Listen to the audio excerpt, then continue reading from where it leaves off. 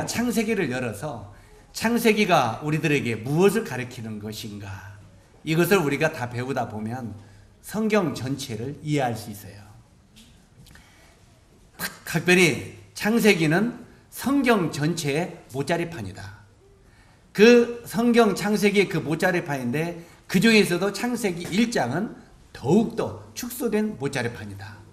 그렇기 때문에 창세기 1장의 의미와 창세기 전장의 의미들을 우리가 잘 이해하고 마음속에 깨닫게 되면 거의 성경 전체는 한눈에 들어옵니다.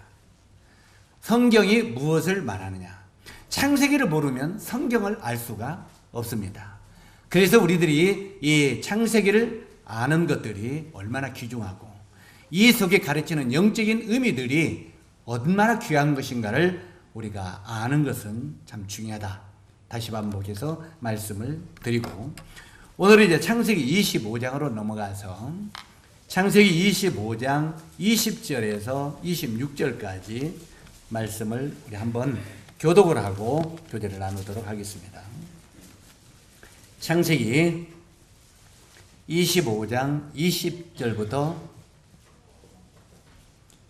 26절까지, 제가 20절을 읽으면 우리 형님들이 21절을 읽고 해서 26절까지 읽도록 하겠습니다. 이삭은 40세에 리브가를 맞이하여 아내를 삼았으니 리브가는 밧단 아람의 아람 족속 중 부두엘의 딸이요 아람 족속 중 나반의 누이였더라.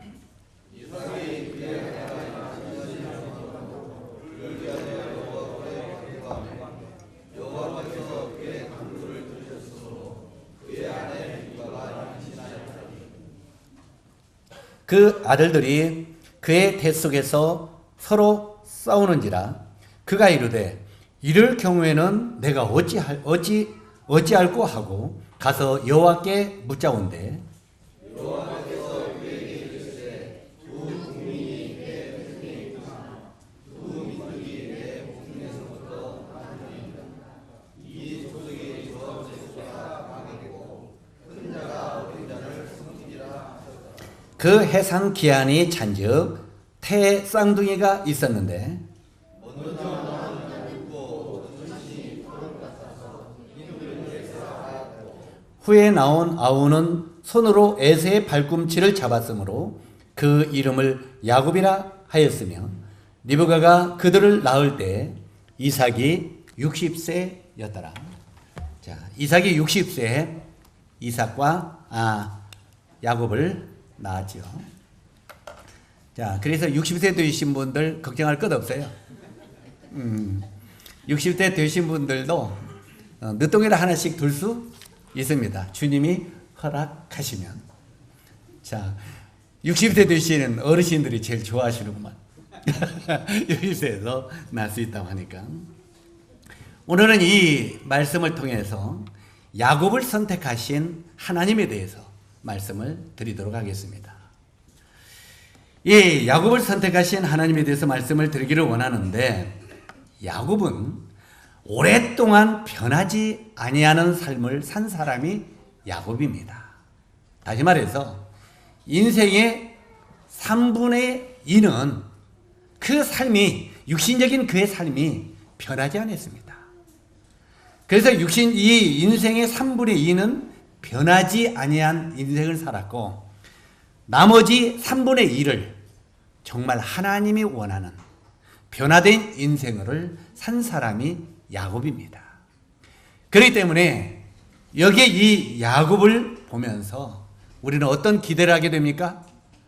아직까지 내가 변화되지 아니한 삶을 산다 할지라도 나도 변화될 수 있는 기대가 있구나, 이 생각을 하면서 살아갈 수 있다고 하는 것입니다.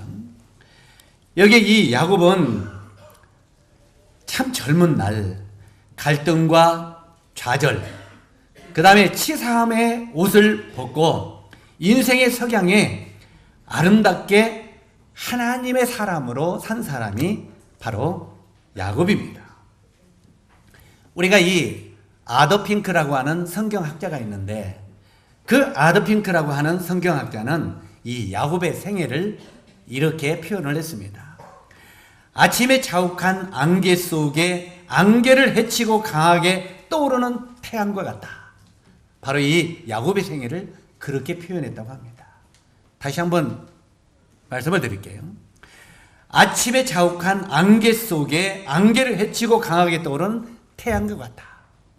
다시 말해서 아침에는 안개가 쫙 피면은 앞이 안 보이잖아요. 그죠? 정말 차 운전하기도 무척 힘들잖아요.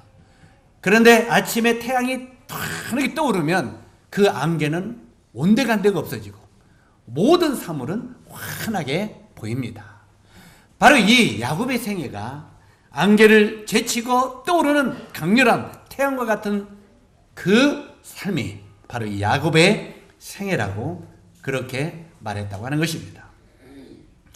야곱은 수많은 난관과 실패와 약점을 넘어서 마침내 영광의 승리의 삶을 산 하나님의 사람이 야곱입니다.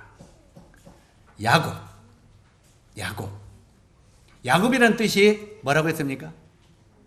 야곱이라는 뜻은 속이는 자, 사기꾼이라는 뜻입니다. 정말 나는 전에도 말씀을 드렸습니다만 그 아버지 이삭이 이해가 안 가요. 아버지 이삭이 둘째 아들의 이름을 사기꾼이라고 지어준 거예요.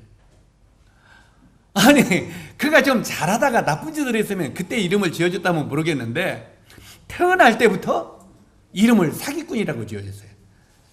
자, 여러분, 아마 여러분이 아버지가 자기 이름을 사기꾼이라고 지어줬다는 것을 알면 여러분은 아마 평생 동안 아버지를 원망하며 살 것입니다. 그렇지 않겠어요? 그런데 이 야곱이라는 뜻이 속이는 자, 곧 사기꾼이라는 뜻입니다. 그런데 이 야곱에서 하나님이 이스라엘, 바로 이 이스라엘로 바꿔줬습니다. 이름을. 이스라엘이라고 하는 뜻은 하나님이 이제부터는 다스리겠다. 다른 말로 하면은 하나님의 왕자다. 이런 의미입니다. 그러니까 속이는 사기꾼을 하나님이 사랑하는 하나님의 왕자로 바뀐 사람이 야곱이라는 말입니다. 이해 가시죠? 그렇기 때문에 이 야곱의 생애는 우리들의 생애에 없어서는 안 될, 꼭 배워야 될 그럴 교훈이 여기에 숨어 있다는 말입니다. 실제로 이 야곱의 생애는 옛 성품과 새 성품 사이에서 갈등하다가 영광스러운 모습으로 바뀌는, 어떻게 보면 우리들의 신앙의 삶과 똑같습니다. 제가 별로 잘난 사람은 못 되고 지금도 야곱과 같은 사람입니다만, 우리 어떤 그 장로들 중에 그 한 장로가 저한테 그런 이야기를 해요. 저의 좀 특별한 걸 봤대요. 이걸 뭘 특별한 걸 봤냐니까, 굉장히 제가 급하고 좀 이렇게, 저도 급한 사람이잖아요. 뭐 일을 하고 추진하고. 그런데 어떤 친구들과 이렇게 막 문제가 올 때 그것을 어떻게 저렇게 참을까? 어떻게 저렇게 참을까? 요걸 좀 한 수 배우고 싶대요. 사실 우리는요, 내 안에 안 좋은 것들이 다 있습니까? 없습니까? 있어요? 없어요?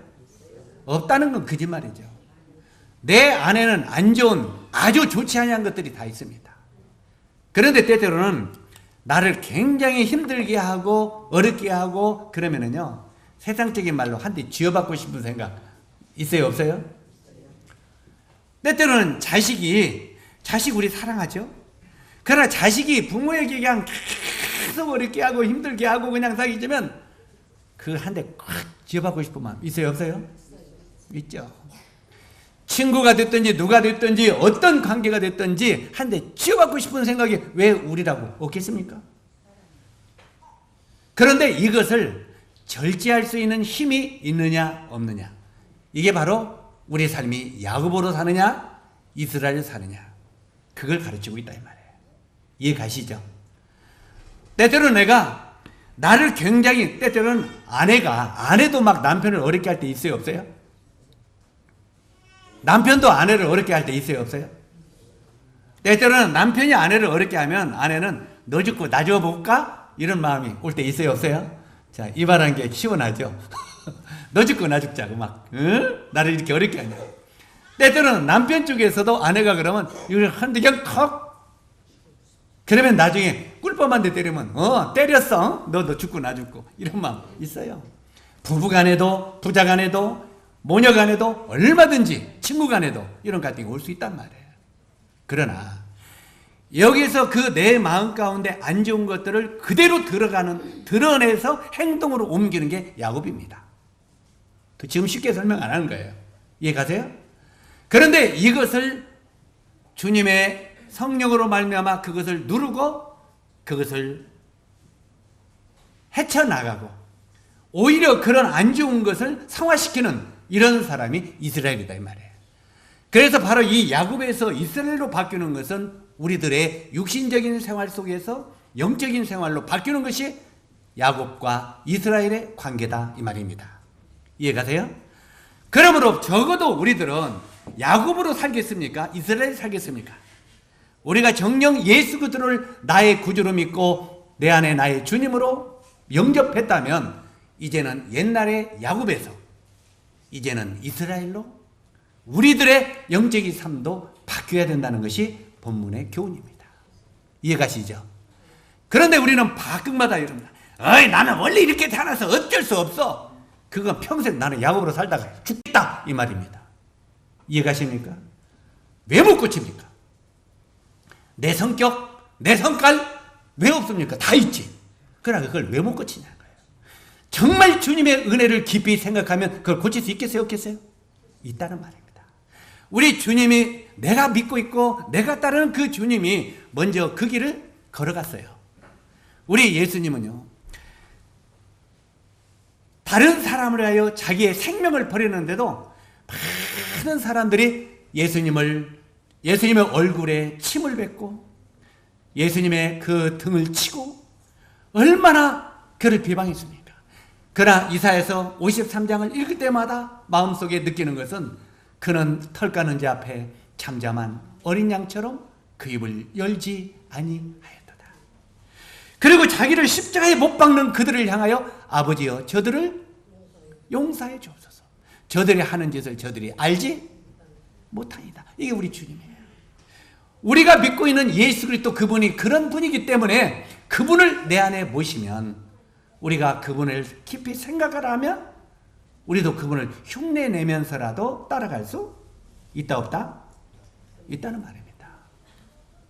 우리 서진이하고 하진이를 보면은요 진짜 웃겨요. 정말 얼만큼 웃기냐면 내가 어떤 때는 애들이 저 나가서 가고 저 공원에 갔다 오는 걸 봐요.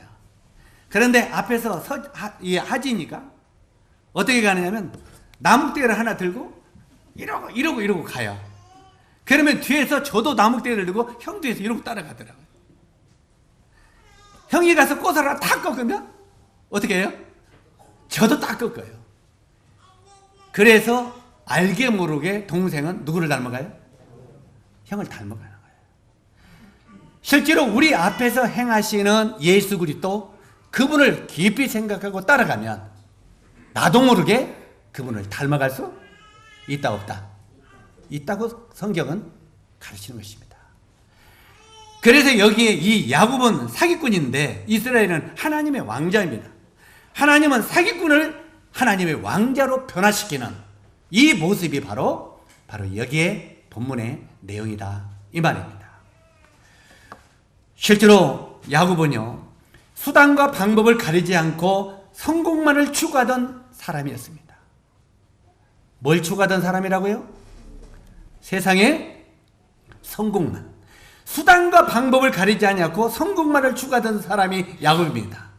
이 야곱은 결국은 이 야곱이 이기심과 육신의 찌꺼기를 벗어버리고 부활의 영광을 위한 야곱의 삶은 확실하게 감동의 드라마가 아닐 수 없는 것입니다. 바로 이 하나님은 야곱에게 두 가지 별명을 붙여줬죠. 이 두 가지 별명을 붙여줬는데 첫 번째 별명은 이사야서 41장 14절 말씀을 보면은 한번 따라서 하세요. 너 지렁이 같은 야곱아. 하나님도 야곱에게 뭐라고 했어요? 야, 이 지렁이 같은 야곱아. 지렁이 같은 야곱아. 이게 하나님이 무뚝뚝하고 무서운 분이 아니에요. 하나님도 때때로는 굉장히 이트도 있고 재밌는 표현을 많이 쓰셔요. 실제로 이 하나님이 야곱에게 너 지렁이 같은 야곱아.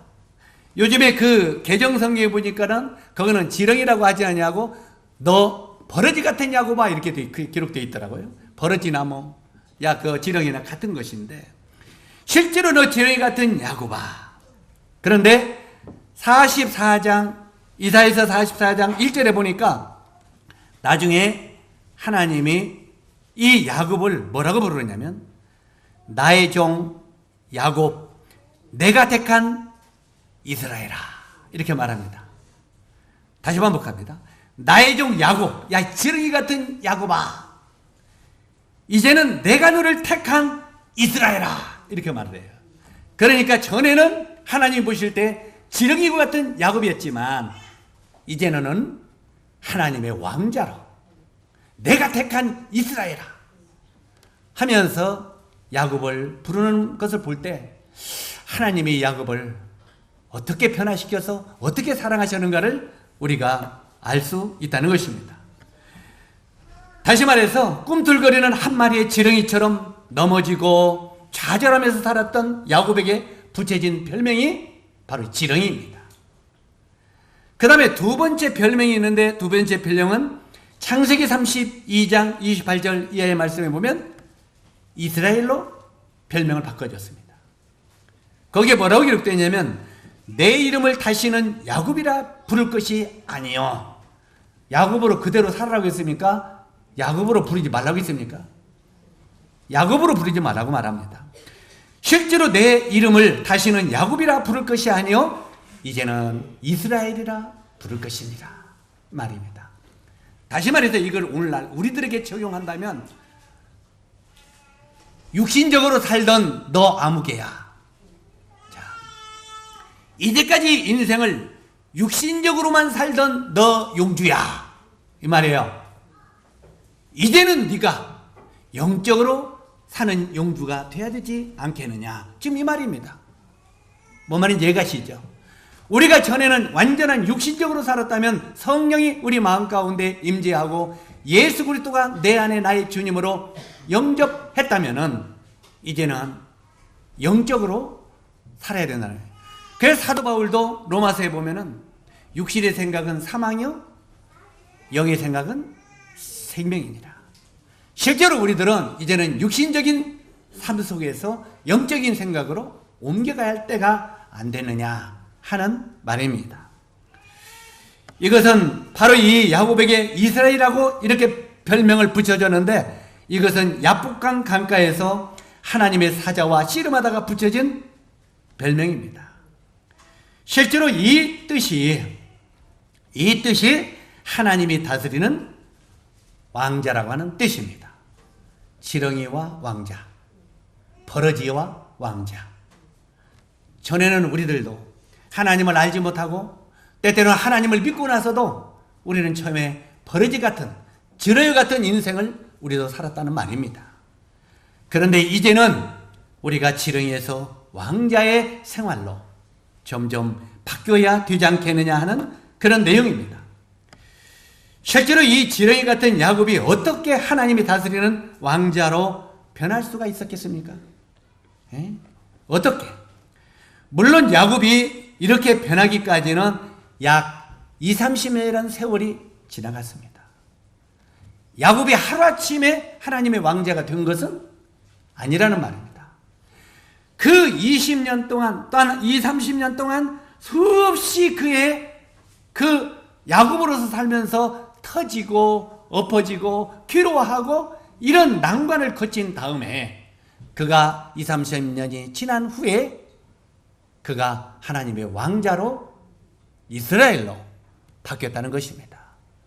적어도 우리 형제 자매들이 구원받은 지 5년이 돼, 10년이 돼, 20년이 되면 우리의 영적인 삶도 바뀌어야 되지 않겠습니까? 그래 안 그래요? 이게 바로 지금 성경이 우리를 통해서 가르치는 것입니다. 그런데 우리가 구원받은 지 10년이 돼, 20년이 됐는데도 우리의 삶은 옛날 구원받기 전에 그 생활로 그대로 머물러 있다면 생명은 얻었는데 환자처럼 얻어만 먹고 살아가는 정말 그 육신적인 사람으로 있으면 되겠느냐고 하는 것이 바로 이 성경이 우리들에게 가르치는 교훈입니다. 우리들도 구원받고 신앙생활을 하지만 여전히 변화되지 못한 자신을 보면서 우리 형제 자매님들은 좌절의 눈물을 흘린 경험 없으십니까? 좌절의 눈물 안 흘려봤어요? 나는 구원받았다고 하면서 왜 삶이 이렇게 안 변할까? 내가 예수님을 나의 주님으로, 내가 이제 지옥에서 생명으로 옮겼다고 내가 고백을 하고 그분을 믿고 그분과 함께 십자가에 죽었다고 침례까지 받았는데 왜 나의 삶은 이렇게 변하지 아니할까? 이런 좌절의 눈물 여러분 흘려본 적 없습니까? 실제로 이런 좌절의 눈물을 흘린 경험이 여러분은 없는지 모르겠습니다만 저는 솔직히 이런 좌절의 눈물을 흘린 적이 굉장히 많습니다. 때때로 내가 젊은 날, 실제로 청년 때 구원받고 그 뒤에 삶이 변하지 않고 옛사람이 자꾸 내 안에서 떠오를 때 왜 나는 구원받았다고 하면서 이렇게 변하지 않을까? 왜 이렇게 구원받았다고 하면서 내 마음속에 욕심과 내 마음속에 이런 화와 막 내 마음속에 이런 것들이 계속 사라지지 아니할까? 왜 나는 이럴까? 그러면서 주님 앞에 엎드려 주여 저를 변화시켜 주십시오. 제가 왜 이런 삶 속에서 대체 무엇이 나를 변화시키지 못하고 있습니까? 변화시켜 주십시오. 그런 좌절의 눈물을 흘려본 적이 전 많이 있습니다. 적어도 우리 형제 자매님들이 주님 앞에 구원을 받았다면 그분 앞에 정말 이 회개의 눈물을 우리가 흘려야 되지 않겠습니까? 주님, 내 삶이 왜 이렇게 안 변합니까? 내가 어떻게 해야 내 삶이 변할 수 있습니까? 내가 그리스도의 사람으로 그리스도인으로서 어떻게 살아야 내 삶이 변할 수 있습니까? 하고 주님 앞에 엎드려 눈물로 기도해 보십시오. 정말 우리는 주님 앞에 내 삶을 위하여 기도해야 됩니다. 전에도 간증을 좀 했습니다만 제가 예수님을 믿고 처음에 총각 때 예수 믿고 하도 그 당시에 술을 좋아했죠. 한쪽에는 술을 놓고 한쪽에는 담배를 놓고 그리고 성경을 읽었습니다. 예수 믿은 뒤에도. 그 다음에 목이 껄껄하면 술을 한 모금 이렇게 마시고 그 다음에 또 조금 있다가 담배를 한 대 피고 그 다음에 성경을 읽었어요. 그때는 그것이 그렇게 어려운 것인지 몰랐습니다. 그런데 어느 날 이 성경을 읽다 보니까 술은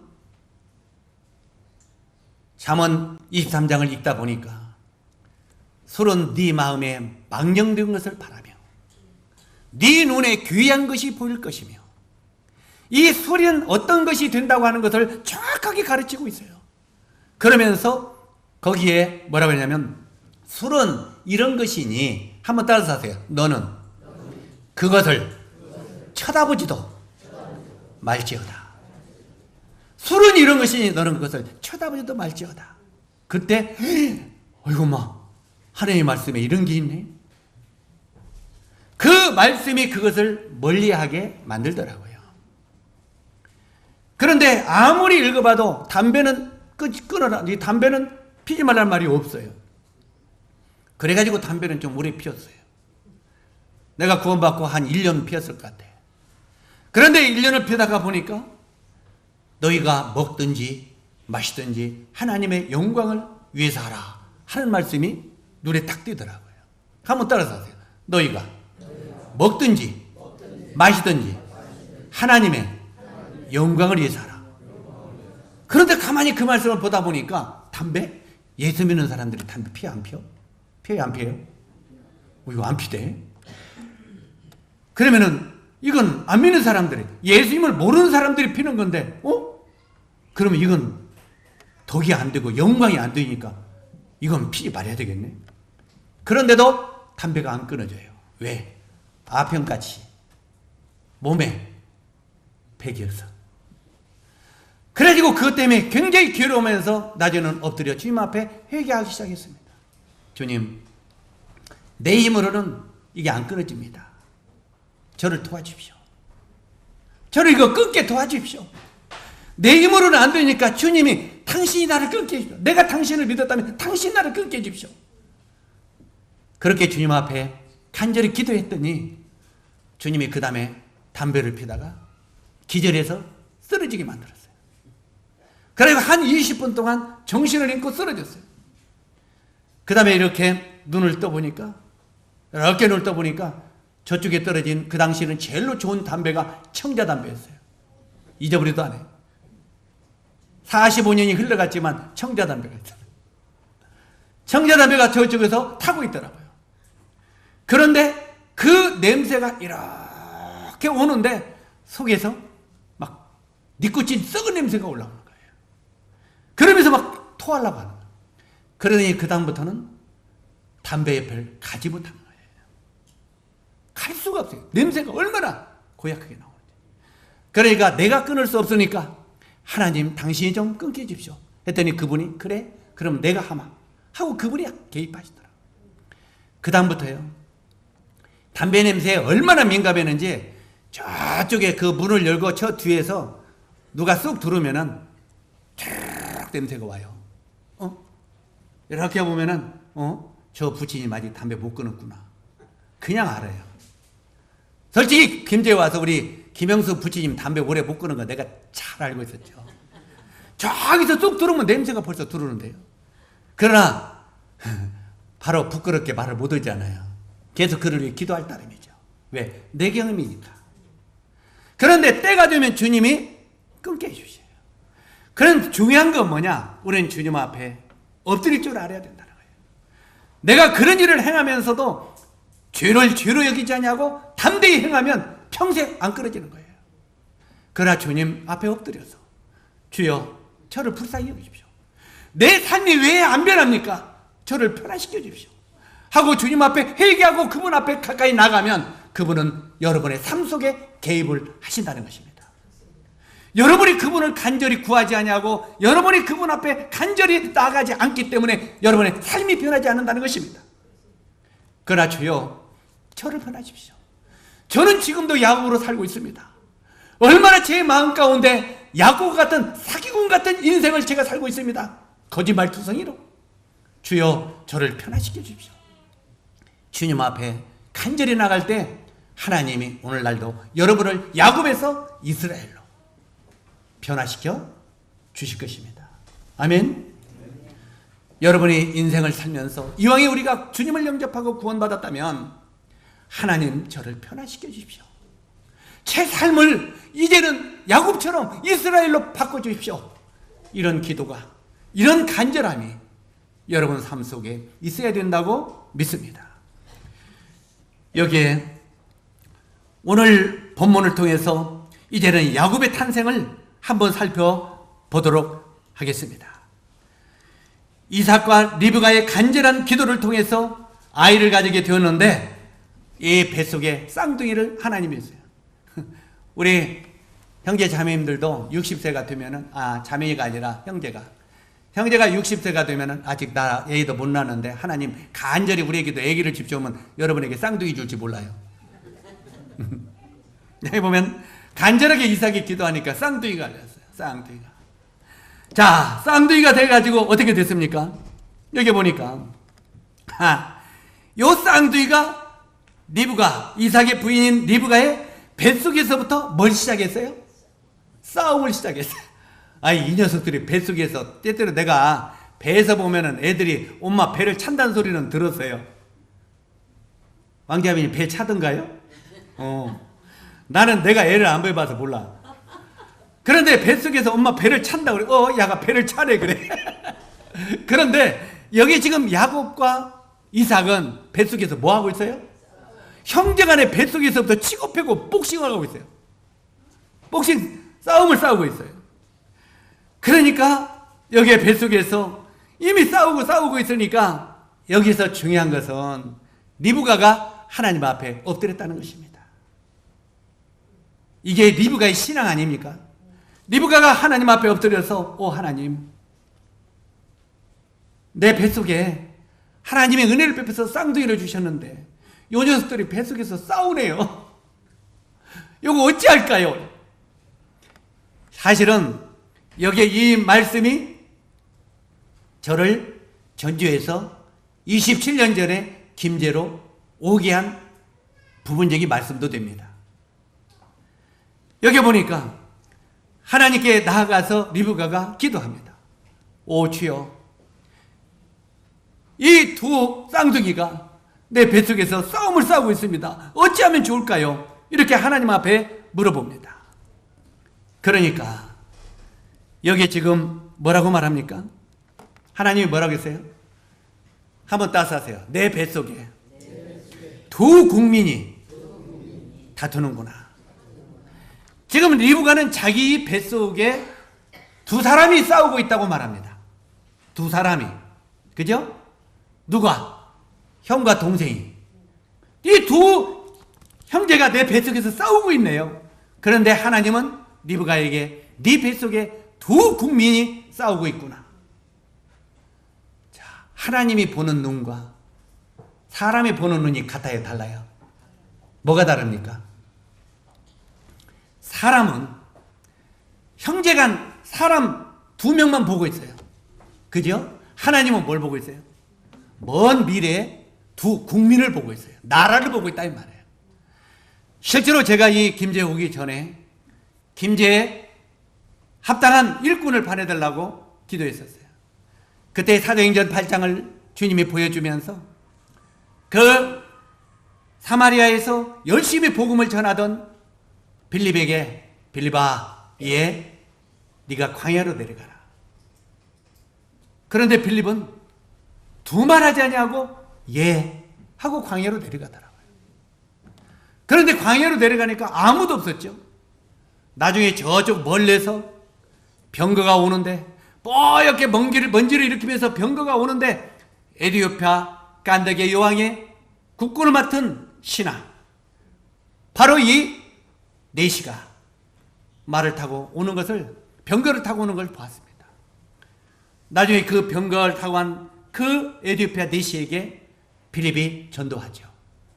그때 그걸 보면서 제 마음 가운데 하나님은 왜 손해보는 장사를 할까? 이런 생각이 왔어요. 왜요? 지금 빌립은 사마리아에서 열심히 전도하니까 사마리아에 막 날마다 구원받는 석사가 일어났다는 거예요. 그러면 영혼이 막 지금 구원받고 있다는 거예요. 그런데 빌립을 그 일을 그만하게 하고 광야로 데려가서 에티오피아 네시 한 명 구원받게 하시더라고요. 주님, 빌립을 사마리아에 가만 놔뒀으면 그 시간에 사마리아에 더 많은 영혼이 구원받겠어요? 안 받겠어요? 그런데 어떻게 이 한 명, 이거 왜 손해보는 장사 아닙니까? 그렇게 마음속에 반문했을 때 하나님께서 제 마음 가운데 그걸 깨닫게 하시더라고요. 이놈아, 너는 에티오피아 네시 한 명이 구원받는 것만 보고 있느냐? 그러면요, 지금 한 명 구원받았잖아요. 너는 이 에티오피아 네시 한 명만 보고 있는지 모르겠지만 나는 아프리카 전 대륙을 보고 있다. 이 에티오피아 네시가 에티오피아의 간다게 여왕의 네시 아닙니까? 바로 이 아프리카 전 지역을 나는 복음을 위해서 이를 빌립을 이곳에 보내서 이 영혼을 구원받게 한 거다. 그것이 마음속에 깨달아지는 순간 내 생각과 하나님의 생각은 너무너무 다르구나. 그래, 안 그래요? 이게 우리 생각이죠. 오늘날 우리들은 어떤 생각 속에 있습니까? 내 자식, 내 아들, 내 가정, 여기만 보고 있어요. 그래, 안 그래요? 먼저는 나부터. 내 아들, 내 가정, 이것만 보고 있어요. 우리 눈이 그것만 바라볼 때 주님은 우리를 크게 일을 시킬 수가 없습니다. 실제로 우리들은 한번 생각해 보세요. 내 아들에게, 내 자녀에게 어떤 어려움이 왔어요. 어려움이. 만약에 제가 실질적인 얘기를 하자면 우리 사라가 건강했다면 여기 왔겠어요? 못 왔겠어요? 예? 못 왔어요. 지금도 어디서 살겠어요? 강릉에서 살 거예요. 실제로 그 건강으로 말미암아 주님 앞에 모든 식구가 엎드리게 만들고 또 그로 말미암아 주님은 큰 역사를 이루게 하시더라고요. 많은 걸 경험하게 하시고요. 실제로 때때로는 우리 어떤 아들들이 우리 때때로는 우리 이영재가 그런 것 때문에 어려워하고 있는데 바로 우리 어떤 아들이 곁길로 가고 엉뚱한 짓을 하고 막 못된 짓을 하고 그럴 때 어이구 저 왼수 같은 자식 그래 안 그래요? 우리는 그 하나만 보고 있잖아요. 예? 만약에 이삭이 야곱의 그 못된 짓을 그것만 바라보고 있다면은 이삭이 어떤 마음으로 살았겠어요? 정말 이 사기꾼 이놈 자식 환장하고 미치겠네 그러고 안 살았겠어요? 그래 안 그래요? 그러나 실제로 이 이삭에게 야곱이 그런 안 좋은 자식이었지만 하나님은 그를 엄청나게 훈련을 시켜서 나중에 이스라엘의 역사를 메시아의 계보를 그를 통해서 이루게 하시는 하나님의 뜻을 볼 수 있다는 말입니다. 뭔 말인지 이해가시죠? 그래서 우리 생각과 하나님의 생각은 같아요? 달라요? 너무 다르다 그 말이에요. 그래서 너무 우리는 우리 생각 속에 머물러 있지 말아라 하는 말입니다. 그래서 내 가정에 어떤 어려움이 오고 내 직계에 어떤 문제가 오더라도 하나님이 이 일을 통해서 나에게 무엇을 가르치기를 위한 하나님의 뜻을 알려달라고 기도하는 게 중요하다 이 말이에요. 이해 가시죠? 하나님이 이 일을 통해서 나에게 뭘 가르쳐 주기를 원하십니까? 나에게 뭘 배우기를 원하십니까? 내 가정에 내 개인적으로 어려움이 오더라도 이걸 통해서 주님 앞에 그렇게 기도하라 이 말입니다. 참 여기에 우리가 이 본문을 보면은 그들의 뱃속에 싸움이 시작했는데 하나님은 네 뱃속에 두 국민이 싸우는구나. 벌써 하나님은 두 사람이 아니라 두 나라를 생각하고 있었다는 것입니다. 그런데 바로 여기에서 보면은 그 리브가의 뱃속에서부터 이미 야곱이 하나님을 선택을 받았다는 것입니다. 뱃속에서 아직 나오지도 않았어요. 나오지도 않았는데 바로 하나님은 야곱을 선택했다는 것입니다. 여기서 우리는 궁금증이 오게 됩니다. 무슨 궁금증이 오느냐면 첫째 하나님이 왜 장자를 선택하지 아니하고 차자인 야곱을 선택했다는 것입니다. 그 당시 이스라엘의 전통적인 관례에 따르면 장자가 재산 상속과 아버지의 혈통을 잇도록 되어 있습니다. 우리나라도 유교 사상 속에는 누가 유업을 받아야 돼요? 유산을 누가 받아요? 누가 뭐라고도 장자예요. 항상 그래서 우리 한국의 국민들은 소개할 때 옛날 유교 사상에 소개할 때 뭐라고 소개했습니까? 이놈이 우리 집 장손입니다. 그래 소개했어요 안 했어요? 그 두 채, 세 채, 네 채 있어도 가들은 거들떠 보지도 않아요. 그리고 이놈이 우리 집 장손입니다. 우리 집에 제사를 물려받을 놈이고 이놈이 우리 집의 기둥입니다. 그런데 그 장자가 못된 대로 가면 그냥 죽는 거죠. 왜? 우리나라도 유교사상 속에는 장자에게 모든 걸 물려받아요. 근데 이제 요즘에 한국에 법이 개정돼서 딸도 동일하게 받을 수 있는 권한이 있죠. 이 말 우리 자매님들 오해하지 마세요. 아, 딸도 유산을 받을 수 있는 권한이 있구나. 그래 앞으로 이제 아버지가 돌아가시면 내가 이제 재판을 해서 뺏어야겠다. 우리 자매님들 그런 생각하지 마세요. 그냥 주세요. 그런 법적으로는 받을 권한이 있어도 그냥 주세요.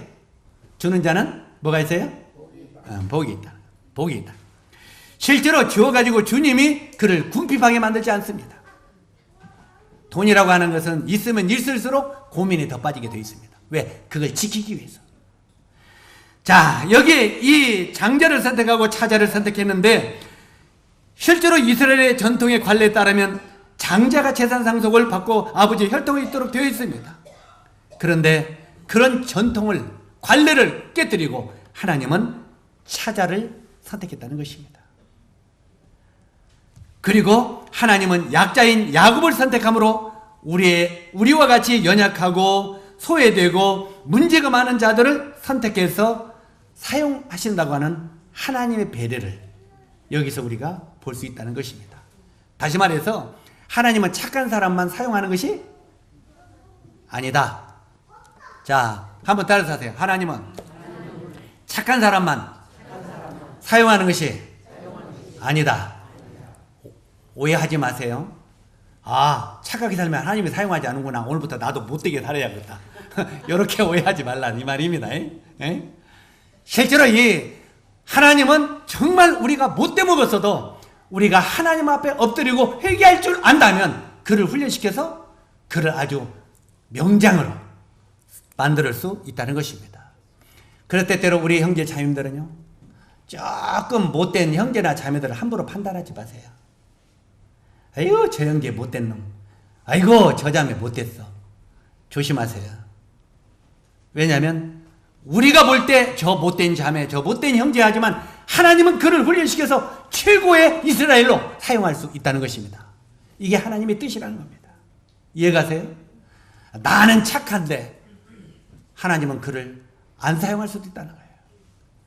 물론 정직한 것하고 착한 건 조금 다릅니다. 정직하다고 하는 말은 내가 잘못되고 실수도 있고 나쁜 짓을 할 수 있어요. 그러나 어떤 걸 해야 된다고요?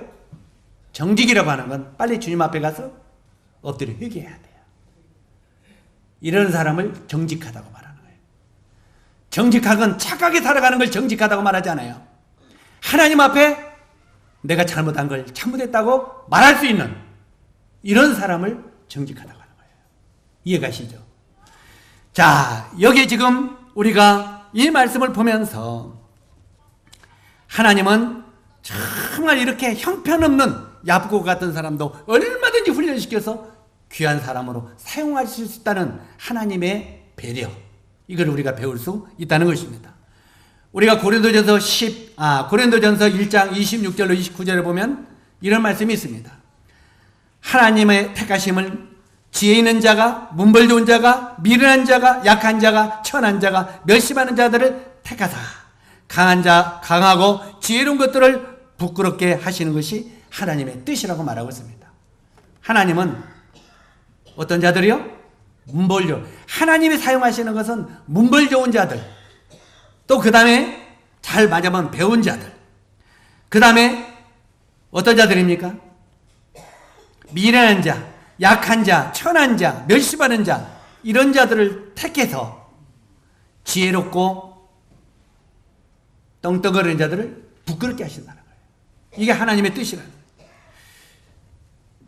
그래서 성경은 그래서 아무라도 하나님 앞에는 자랑치 못하게 함이니라. 우리 가끔 구도자들 데리고 나오면서 그러죠. 아, 저 사람은요 돈도 많고 저 사람은 많이 배웠어요. 아마 저 사람만 구원받으면요 교회 헌금도 많이 하고 아마 교회에서 큰 일을 할 거예요. 천만의 말씀. 그런 사람은 나중에 문제를 많이 일으킬 사람입니다. 이 말은 부자들은 다 안 쓴다는 말 아닙니다. 주님은 아리마대 요셉 같은 사람도 굉장히 귀하게 사용했어요. 그러나 하나님은 정말 사람들이 볼 때 연약한 자들을 훈련시켜서 그들을 귀하게 쓰는 것이 하나님의 뜻이라고 하는 것입니다. 자, 두 번째, 하나님은 왜 시기심도 많고 야심도 많은 꾀들이 야곱을 선택했느냐는 것입니다. 야곱은 인생을 참 치사하게 살았습니다. 뱃속에서도, 어머니 뱃속에서도, 그 다음에 세상 밖에서도 시기와 거짓과 탐욕의 수렁을 벗어나지 못했던 야곱을 하나님이 왜 선택했느냐 이 말입니다. 여기에는 하나님의 두 번째 선택의 비밀이 있는데 우리는 이 야곱의 일생을 보면서 이런 생각을 하게 됩니다. 때때로 우리가 변화되지 아니하고 세상에 어울려 산다고 해보세요.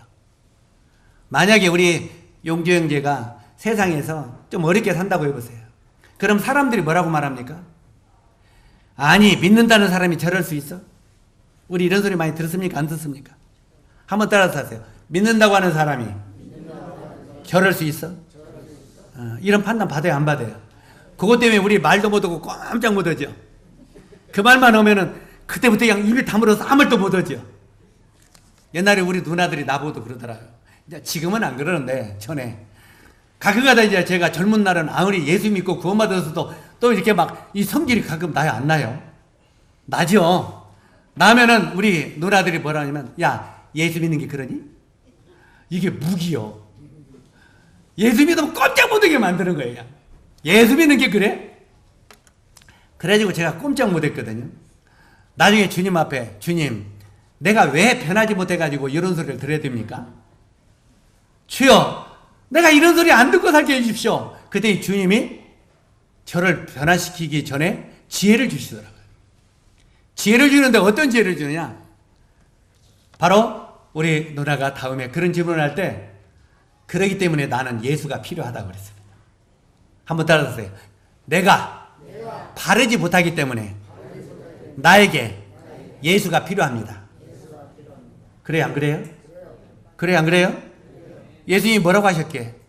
건강한 자에게는 의원이 쓸데없고 병든 자에게라 쓸데있느니라. 내가 의인을 부르러 온 것이 아니요 죄인을 부르러 왔노라. 주님이 누구를 좋아해요? 주님은 죄인만 좋아하잖아요. 그런데 우리가 평생 죄인으로 있으란 말은 아니잖아요. 실제로 우리 주님은 죄인을 좋아해요. 그래서 우리 누님에게 내가 그렇게 반론을 그때부터 했어요. 그러기 때문에 나는 예수가 필요하다. 그리고 그분을 내가 만났다. 왜? 그분이 죄인을 구원하는 구세주로 오시기 때문에.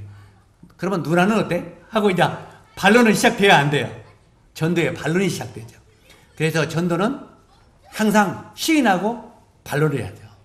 그래서 당신도 그렇게 못 살기 때문에 당신도 예수가 필요한 거 아니냐? 이게 전도예요. 그래, 안 그래요? 당신도 나도 못된 것처럼 당신도 못됐으니까 당신도 우리를 구원하는 예수를 믿어야 되지 않겠느냐? 이게 전도 아닙니까? 바로 예수님은 그걸 위해서 이 땅에 오셨죠. 여기 바로 이 야곱이 이런 수렁통에 빠져 있는데 정말 그를 사람들이 볼 때 뭐라고 했겠습니까? 야, 너 여호와 하나님을 믿는다는 사람이 그럴 수 있어? 하고 이 야곱도 소리 많이 들었을 것입니다. 그런데 사기꾼이요 엉망진창인 야곱을 하나님이 선택하셔서 그의 생애를 인도하시고 마침내 하나님의 놀라운 작품으로 만드신 것이 하나님의 뜻입니다. 원래부터 칭찬을 받던 사람이 잘하면은 뭔 소리를 들어요? 뭔 소리를 들어요? 원래부터 착한 사람. 우리 창남이가 원래부터 착했다고 해봐요. 원래부터 착했는데 가서 막 부엌도 청소도 하고 막 뭐 쓰레기통도 쫙 고르고 그래요. 그러면은 여러분은 뭐라고 말합니까? 쟤는 원래 착했으니까. 그래, 안 그래요? 쟤는 원래 잘하니까. 그런데 그런 걸 읽질 않고 쳐다도 안 본 사람이 어느 날 갑자기 쓸고 닦고 막 하고 돌아다니면 제가 왜 이렇게 변했어? 그래, 안 그래요? 그러잖아요. 실제로 원래부터 칭찬받고 받던 사람이 잘하면은 당연하게 생각합니다. 그러나 세상에서 손가락질을 받고 멸시를 받던 사람들을 하나님이 택해서 변화시킬 때 사람들은 참으로 그가 놀랍다고 말하는 것입니다. 우리 아버님이 항상 제가 이제 같이 점상을 하면서도 이렇게 성경을 보고 밥 먹고 또 성경 보고 있으니까 우리 아버님은 유교의 전통 집안 사람 아닙니까? 완성아, 예. 재밌냐? 성경이 재밌냐? 예. 그러더니 밥이나 먹고 봐라. 밥이나 먹고 봐라. 그러더니 나중에 친구들이 오면은 예수 믿어? 아니다 합니다. 예수 믿는 사람이 나쁘다. 아니야. 우리 아들 봐. 제발아요. 저런 애가 변하는 것은 예수 믿는 결과 아니냐 이 말이에요. 저런 애가. 그러니까 나쁜 짓을 하다가 변하면은 사람들은 놀라는 겁니다. 이해가시죠? 실제로 여기에 바로 이 야곱을 변화시켜서 귀하게 사용하시는 하나님의 뜻이 바로 거기에 있다는 말입니다. 빌립보서 1장 6절에 보니까 너희 속에 착한 일을 시작하신 이가 그리스도 예수의 날까지 이루실 줄을 우리가 확신하노라. 아멘. 주님은 시작만 하시고 중간에 그만두신 분이 아니라 주님이 다시 오시는 예수의 날까지 끝을 내시는 분이 주님이십니다. 한 번에 변화시키는 것이 아니라 하나님은 우리를 천천히 인내하면서 우리의 자유의지를 통해서 넘어지고 깨어지고 하면서 스스로 그분 앞에 내 삶을 드릴 때까지 기다리는 분이 주님이십니다. 우리가 때때로 넘어지고 깨어지고 하면서도 그분 앞에 나가세요. 그분이 앞에 나올 때까지 우리 주님은 기다리십니다. 때로는 우리 주님은 가슴을 아파하시면서 지렁이같이 꿈틀거리는 우리의 삶을 지켜보면서 우리를 계속 도우시면서 기다리시는 분이 주님이시라는 걸 잊지 마시기 바랍니다. 왜 주님의 뜻대로 우리의 삶을 이끌어 완성시키기 위해서 때로는 주님이 우리를 그 로뎀나무 그늘 아래 죽기를 갈망했던 엘리야가 있죠. 주여 차라리 죽고 싶습니다. 이 로뎀나무 그늘 아래에서 죽기를 갈망했던 엘리야처럼 오늘의 내 몰골을 보고 좌절과 고통과 무력함에 빠질 때도 우리는 있다는 것입니다. 그러나 이것이 나의 삶의 전부인가?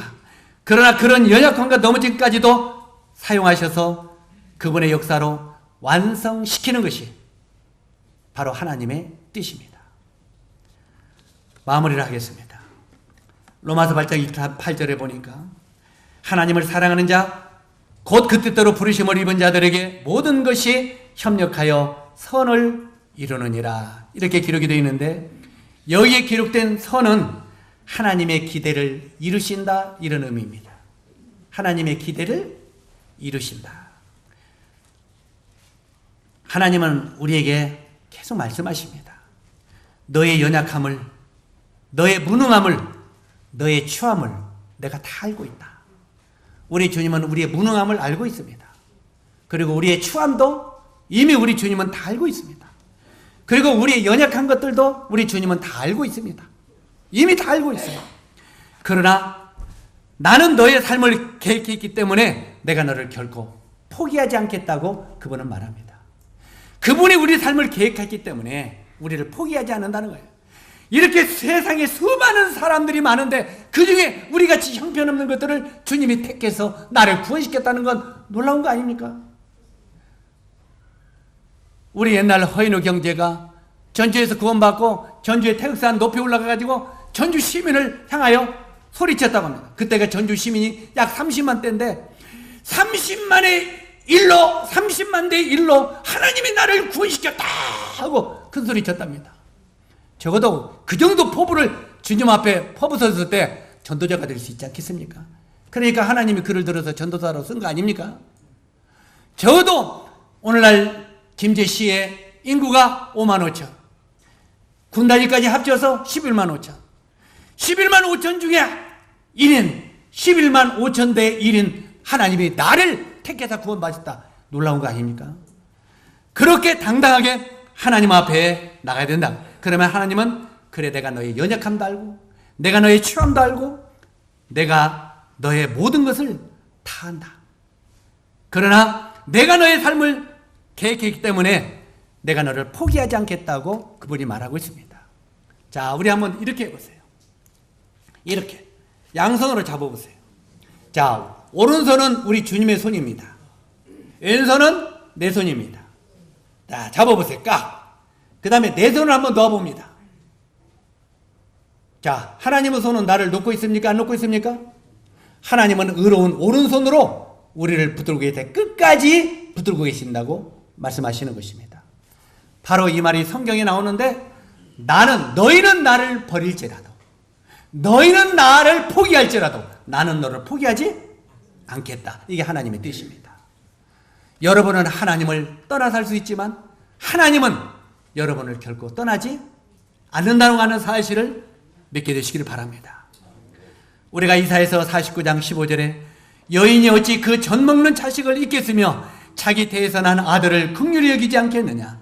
그들은 혹시 잊을지라도 나는 너를 잊지 아니할 것이라. 내가 너를 내 손바닥에 새겼고 너의 성벽이 항상 내 앞에 있느니라. 하나님의 우리의 이름을 하나님의 손바닥에 새겼다는 것입니다. 여러분의 이름을 하나님의 손바닥에 새겼다는 거예요. 그리고 너희가 나를 잃을지라도 나는 너희를 잊지 않는다. 태의 여인, 아기를 낳은 여인이 자기 아기를 잃어버릴지라도, 예? 금방 난 아기를, 우리 저기 누굽니까? 응? 우리 저쪽 뒤에 그 누구야? 그 저 우리 신실이, 은혜, 은 밑에가 은지 엄마 어디 갔어? 은지 엄마, 내가 너를 내 손바닥에 새겼고 내가 나의 철필로 손바닥에 새겼다는 거예요. 하나님은 여러분을 결코 잊지 않으신다는 말입니다. 이것이 우리를 끝까지 포기하지 않으시는 하나님의 선택이고 하나님의 사랑입니다.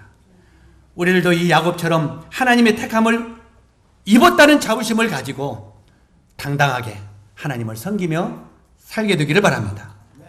이 말씀이 우리 형제 자매들에게 축복이 되기를 바랍니다. 그리고 결코 여러분을 끝까지 사랑하시는 하나님을 떠나지 않기를 바랍니다. 기도하겠습니다.